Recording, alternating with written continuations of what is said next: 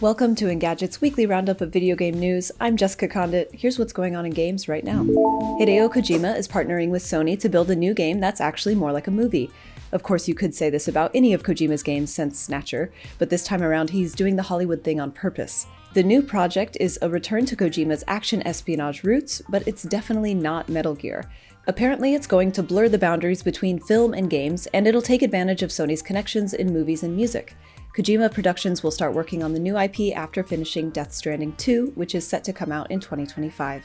Kojima is also building OD, an Xbox game, made in collaboration with horror director Jordan Peele.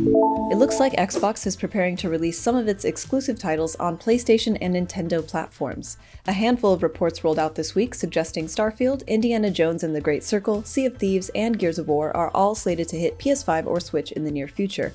Xbox head Phil Spencer neither confirmed nor denied the reports, and instead teased an event next week that should clarify the studio's multi-platform plans. Both Sony and Microsoft have delivered their first showcases of 2024, highlighting all of the big shiny games coming out soon, like Hellblade 2, Avowed, the Silent Hill 2 remake, and Stellar Blade.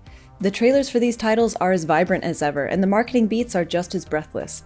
But man, it's really hard to get excited about video games right now. Rampant layoffs have cast a shadow over the industry, and even if 2024 turns out to be a banner year for video game debuts, it still feels shitty. In the first month of 2024, an estimated 6,000 people in the video game industry lost their jobs. This figure is steadily climbing, and it's building on a rash of layoffs in 2023, when an estimated 10,500 video game jobs were cut.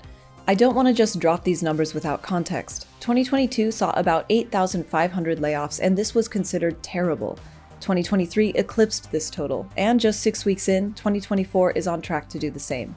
Here are some stats from January alone. Riot Games laid off 530 people, or about 11% of its workforce, and closed down its experimental publishing label.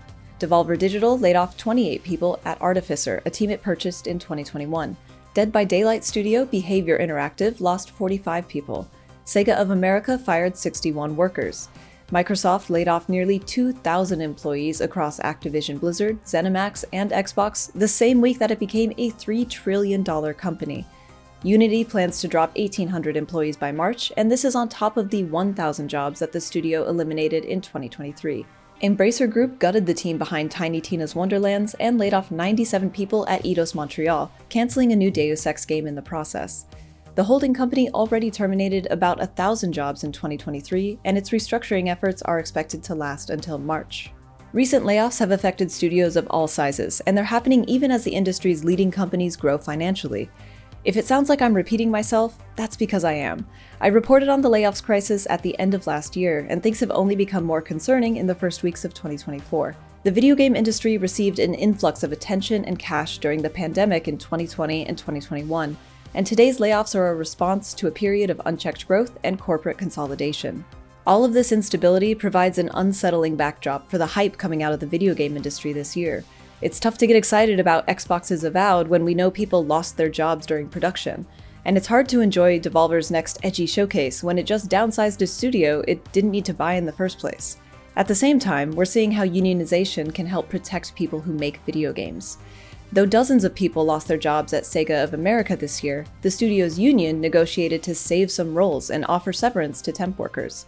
Unionization efforts have been on the rise since 2021, and the appeal of collective bargaining is only clarifying as the firing squads take aim. The futuristic action RPG Stellar Blade is coming out on April 26th, exclusive to PS5. Dave the Diver, the pixelated non-indie game that somehow got nominated for Indie Game of the Year, is coming to PS4 and PS5 in April, and it'll get Godzilla DLC in May. Johanna Faries has replaced Mike Ybarra as the president of Blizzard. Ybarra was laid off as part of Microsoft's downsizing in January, and Faries was previously the head of Call of Duty under Activision. Now that I can actually talk about it, I want to say that Persona 3 Reload is absolutely delicious. The Morning After host Matt Smith wrote a review that's live on Engadget right now. Go give it a read if you're a freak like us. Thanks for watching, and make sure to hit the thumbs up button and subscribe to Engadget for your weekly dose of video game news.